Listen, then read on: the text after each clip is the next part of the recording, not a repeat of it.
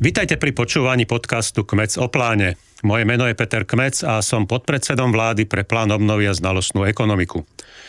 Dnes sa pozrieme na to, ako môže plán obnovy reálne pomáhať v regiónoch. Ako je dôležitý pri budovaní infraštruktúry aj občianskej vybavenosti, ako vznikajú nové školy, škôlky, cyklotrasy, úsporné verejné budovy či dostupnejšie zdravotníctvo. Mojím hosťom bude Jan Blcháč, primátor Liptovského Mikuláša, skúsený komunálny politik a manažér s dlhoročnými skúsenosťami vo verejnej správe aj podnikaní. Vo funkcii primátora pôsobí 4. volebné obdobie, je poslancom Národnej rady Slovenskej republiky a predsedom parlamentného výboru pre financie a rozpočet. Zaslúžil sa o modernizáciu mesta, podporu cestovného ruchu a efektívne využívanie verejných zdrojov. Stál pri zrode úspešnej oblastnej organizácie cestovného ruchu Región Liptov a dlhodobo pôsobí aj v regionálnych a národných samosprávnych združeniach. Pán primátor Janko, vítaj. Plán obnovy, ktorý vznikol ako reakcia na nedávne krízy, predovšetkým COVID-19 a energetická kríza spojená s vojnou na Ukrajine, je významný reformný, ale investičný nástroj a veľa týchto financií sa dostalo aj do samospráv.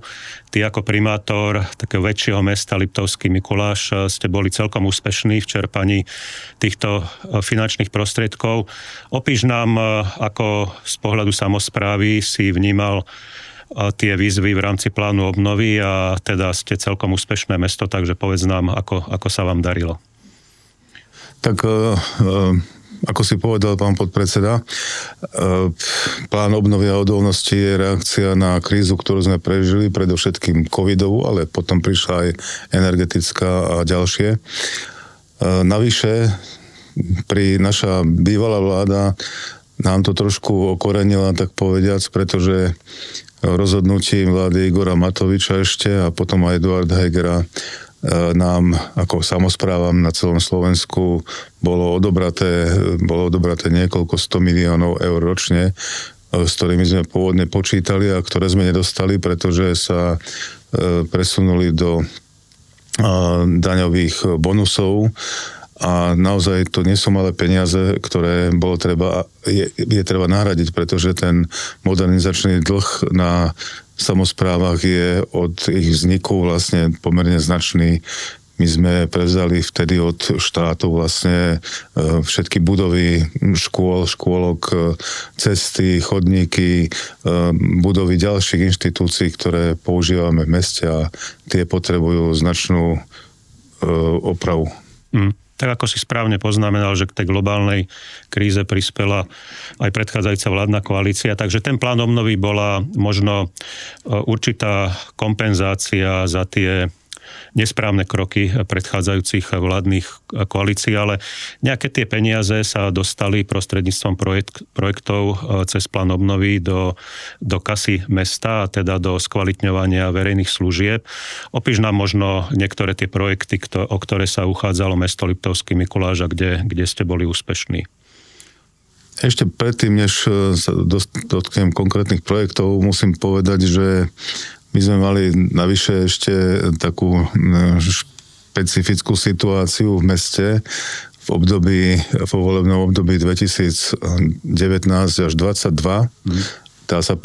To obdobie sa prekrývalo s samotnou covidovou krízou, že sme mali zastupiteľstvo, ktoré neprijalo rozvoju mesta, brzdilo všetky možné investície a možnosti, ktoré prichádzali. A tak sa to nejako spojilo dokopy, že sme potom od toho 2022. 3.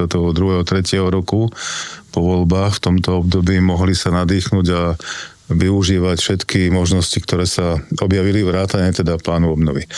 A preto sme zareagovali, my sme boli pripravení, zareagovali sme veľmi rýchlo a investovali sme prostriedky, ktoré sme získali vďaka výzvam z plánu obnovy cez rôzne ministerstva zatiaľ do 3 takých oblastí. Je to zefektívnenie verejných budov. V rámci toho sme zrekonštruovali, máme zelenú strechu na administratívnej budove našich technických služieb. To bola významná investícia, pretože tie energetické úspory sú tam neskutočné, k tomu sa ešte možno dostaneme, vrátime sa k tomu. Potom sme ako druhú investíciu získali investíciu do rozšírenia kapacity materskej školy a zároveň jej zasa energetického zefektívnenia. Tam sme pridali aj naše prostriedky, lebo je to veľká akcia, pribudne 50 nových miest pre detičky, už existujúcej škôlke. A potom sú ďalšie dva projekty, ktoré sa týkajú mobility, a cyklodopravy a teda aj životného prostredia tým pádom a to tam sme získali na 2 úseky zatiaľ v 2 výzvach prostriedky a veď minulý týždeň sme spoločne odhalovali, čo ma veľmi teší, taký špeciálny úsek, vrátane cyklolávky, prvej cyklolávky v Liptove. Takže a ešte máme ďalší, ktorý práve budujeme, čo budeme niekedy na jeseň zase otvárať, tak tieto 3 agendy a 4 projekty vlastne nám akoby nahradili ten výpadok tých podielových daní. Áno, možno by som ešte spomenul tú oblasť zdravotníctva, lebo tam ste, myslím, mali ešte to psychiatrické oddelenie a psychosociálne centrum.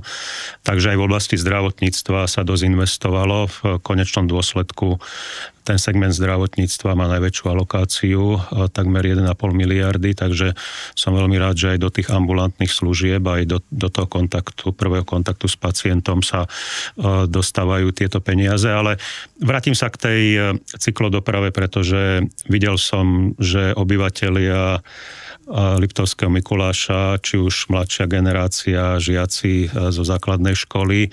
Mali sme tam aj veľmi pekný kultúrny program s prednesom jedného žiaka, ale potom aj Jednota dôchodcov Slovenska sa pripojila k tejto slávnosti na bicykloch, takže toto sú veľmi krásne projekty, ktoré oslovujú verejnosť a myslím si, že tento Mikulášsky chodník je jeden z mnohých, ktoré sa budujú po Slovensku a majú dvojitý zmysel, že umožňujú ľuďom dochádzať do práce, takzvaná dojazdová cyklotrasa, alebo potom aj prepájajú tie turistické chodníky. No a predovšetkým región Liptova je veľmi atraktívny. Liptov je zapasovaný medzi nízkymi a vysokými Tatrami, takže veľmi atraktívny región, takže pevne verím, že to prispieje k rozvoju turistického ruchu. Určite áno, región Liptov je druhý najnavštevovanejší región na Slovensku po Bratislave. Bratislava má špecifikum, že obyčajne to hlavné mesto so svojou históriou a možnosťami priťahuje množstvo turistov a náš región zasa jednak historicky, ale aj možnosťami samotného regiónu, kde evidujeme zo 40 faktorov 39, ktoré sú dôležité pre turizmus, vrátane termálnej vody, jaskyň, letnej turistiky, zimnej a všetky tie faktory. Takže to je fakt, že jeden z nich je aj tá cyklistika a preto sa intenzívne venujeme, aj keď je to beh na dlhé trate, príprave stavieb a nakoniec realizácii. Ale čo je dôležité, že my venujeme aj takej osvete, dalo by sa povedať, pozornosť. Práve v týchto dňoch prebieha aj kampaň Do práce na bicykli, kde sa mesto Liptovský Mikuláš umiestňuje pravidelne na popredných miestach, 2., 3., 4. miesto. Uvidíme, ako to bude tohto roku. Do práce na bicykli a v rámci toho napríklad ja sa zúčastňujem tzv. Cykloraňajok, to robíme na jednom mieste na tej našej trase 2-krát do roka. A keď sa rozprávam s tými cyklistami, ktorí tam pristavia, dajú si nejaký nápoj alebo nejaké ovocie, ktoré im ponúkneme, tak by si neveril, koľko ľudí využíva bicykel na cestu do práce a doslova aj v sichravých dňoch, alebo okrem nás naozaj tých tvrdých zím. A to nie je len obyvateľe Liptovského Mikuláša, ale prichádzajú aj z okolia a využívajú potom túto tak potrebnú infraštruktúru. Áno, tá cykloturistika je súčasťou, alebo cyklotrasy sú súčasťou tzv. Zelenej agendy, kde by sme mali znižovať emisie prostredníctvom prechodu z aut na takéto bezuhlíkové formy dopravy. A týka sa to aj dnešnej geopolitickej situácie, pretože momentálne vo svete tá ropa, plyn sú menej a menej dostupné, takže vlastne aj plán obnovy má za cieľ prechádzať k tým obnoviteľným zdrojom energií. A to sa možno týka aj železničnej dopravy. Nehovoríme teraz priamo v napojení na plán obnovy, ale máš tam jeden veľmi významný projekt rekonštrukcia železničnej trate, ktorá by mala prepájať aj európske siete a toto je tiež veľmi zaujímavý projekt, možno keby si ho vedel opísať nejak bližšie. Tak je to naozaj niečo výnimočné, čo je pripravené, čo majú železnice Slovenskej republiky pripravené v rámci svojich plánov. Je to, ako som včera počul v jednom rozhlase, taký obchvat Liptovského Mikuláša. Je to modernizácia železničnej trate formou prekládky, pretože pred 50 rokmi, keď sa vybudovala Liptovská Mara, tak sa vytvoril taký zvláštny oblúk železnice, ktorá bola vtedy preložená z pôvodnej trasy po Priváhu na južnú trasu tej Liptovskej Mary a teraz ju treba, už odvtedy bol plán narovnať ju do Liptovského Hrádku. A to je dôležité z toho dôvodu, že tento úsek alebo táto železnica je súčasťou TNT koridoru, myslím číslo 4 alebo 5 európskeho významu, ktorý spája východ so západom. Na Slovensku neexistuje žiadna iná trať z východu na západ, len toto. A z hľadiska budúcich preprav tovarov, či už aj napríklad z Talianska alebo z Európy vôbec smerom na východ a naspäť, je to jedinečná trať. Táto trať si vyžaduje rekonštrukciu a modernizáciu už aj z toho dôvodu, že potrebuje zrýchliť, pretože súčasné rýchlosti už nevyhovujú tým európskym štandardom. To je taký jeden faktor a ďalším faktorom je to, že už doteraz tá história prípravy tejto modernizácie siaha do roku 2007, za chvíľku bude 20 rokov, a v roku 2008 bolo už vydané územné rozhodnutie na túto akciu. Odtedy Železnice Slovenskej republiky a štát teda vynaložil značné prostriedky napríklad na výkup pozemkov. Presné číslo by nám vedeli povedať železničári, ale je to niekoľko desiatok miliónov eur. Škoda by bolo tieto už vynaložené prostriedky nejak zahodiť. Preto som rád, že ministerstvo dopravy a aj tvoj úrad veľmi intenzívne hľadajú spôsoby, ako nájsť financie na túto akciu, ktorá je už vlastne vysúťažená. Za chvíľku bude ukončené verejné obstarávanie. Už sme v tom štádiu. V minulosti žiaľ bola už dvakrát akoby znehodnotená jej realizácia tejto modernizácie. Raz kvôli nejakým miestnym aktivistom, druhýkrát nám do toho vstúpil útvar hodnoty za peniaze, ktorý uprednostnil nejaký iný projekt pred našim, hoci to už bolo tiež na spadnutie. A teraz chcem sa aj poďakovať aj tebe, pán podpredseda, aj ministerstvu dopravy, že túto už aj strategickú investíciu bola zaradená medzi strategické investície, táto modernizácia, tak, že máte snahu hľadať nejakú kombináciu financovania, tak aby sa tento projekt zrealizoval. Z môjho pohľadu nie je to naša akoby vec v úvodzovkách. Tak ako si spomínal, tú agendu nemocničnú, kde z plánu obnovy išli prostriedky do psychiatrického pavilónu a do toho ďalšieho projektu. Nemocnica je Župná, ale nemocnica je Mikuláši. Nemocnica bola pod hrozbou jej pomaly postupnej likvidácie. Naša nemocnica má 166 rokov a bola postavená zo zbierok. Vždy sa tí ľudia nejako snažili, aby mali tú nemocnicu a my sme sa snažili tiež aby sme ju teraz zachovali a aby aj tie investície nevyšli na zmar, ktoré sa tam dávajú. A vďaka nášmu pánovi ministrovi Kamilovi Šaškovi, vedeniu našej strany, podpore aj pána prezidenta, musím povedať, a nakoniec aj tvojej, celej tejto našej partie sa nám podarilo ju opäť dostať do hry, tak povediac. A to chcem ako deklarovať na príklade nemocnice, aj tú železnicu. No nie je to naša agenda, ale sa snažíme strážiť. Áno, má širší rozmer a nie je to význam iba pre mesto, ale tá nemocnica, ako si spomínal, má oveľa širší význam z dôvodu turistického ruchu, pretože Jasná je veľmi významná destinácia pre lyžiarov a tých úrazov v zime predovšetkým je veľmi veľa. To sú desiatky. To isté sa týka aj letnej turistiky. No a potom tá železnica, ktorú si spomínal, je veľmi dôležitá z dvoch dôvodov, že zahustie sa nám významne cestná doprava, takže v modernizácii železníc musíme pridať.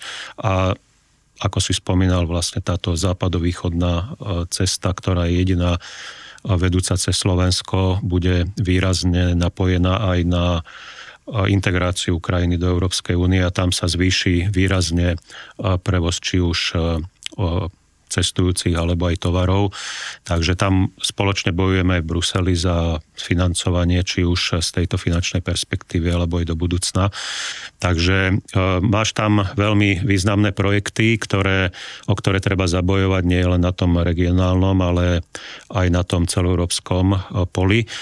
Ešte nám povedz možno k tej energetickej úspore, pretože ako si spomínal, podarilo sa vám zatepliť verejnú budovu technické služby mesta Liptovský Mikuláš a povedz nám, ako prebieha vlastne táto zelená agenda, čo sa týka zvyšovania energetickej efektívnosti budov a čo by ste ešte potrebovali, kde treba v podstate zabrať a zabojovať za európske peniaze.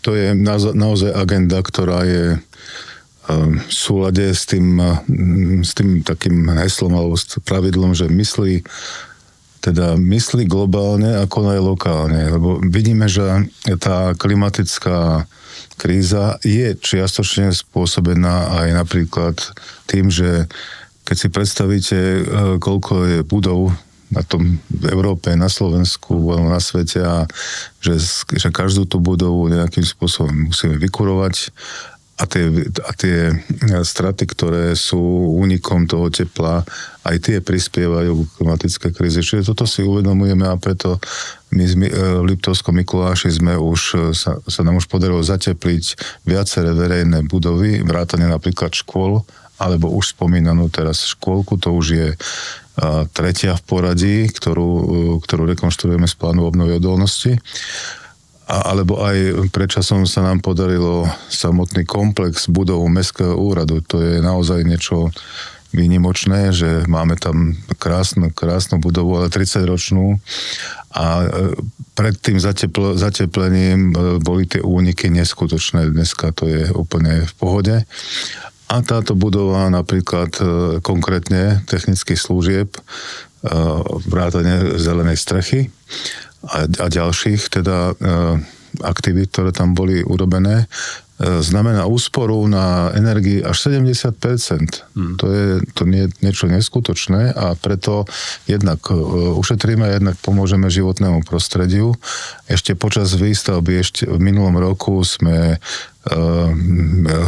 evidovali, a to sme len teda pracovali, úsporu do 15 000 eur za rok. A to nie je málo peňazí, za to urobíte kus chodníka napríklad. Čiže ten efekt z takto vynaložených prostriedkov je jednoznačný, je potrebný a o to menej energii budeme nakoniec potrebovať do budúcnosti. No som veľmi rád, že nielen región Liptov, ale aj samotné mesto Liptovský Mikuláš sa stáva zelenším a zelenším. Pevne verím, že budete úspešní aj pri ďalších projektoch. Blíži sa nám rozpisovanie sociálno-klimatického fondu, ktorý opäť bude prispievať predovšetkým do oblasti energetickej chudoby, v oblasti dopravy a domácnosti, takže tam pevne verím, že aj do tvojho regiónu sa dostanú tieto finančné prostriedky, pretože aj takto chceme podporovať či už jednotlivé domácnosti alebo infraštruktúru v oblasti zelenej dopravy. A pevne verím, že teda ľudia si nájdu cestu nielen na lyžovačku do Jasnej, ale aj pozrieť si teda mesto Liptovský Mikuláš, ako rastie do krásy a je zelenšie a zelenšie. Takže ďakujem veľmi pekne za rozhovor. Držím palce mestu Liptovský Mikuláš aj tvojej práci v Národnej rade Slovenskej republiky. Máš veľmi významnú pozíciu v oblasti udržiavania verejných financií. Takže áno, takže bojujeme ďalej. Veľmi pekne ďakujem za rozhovor. A vám...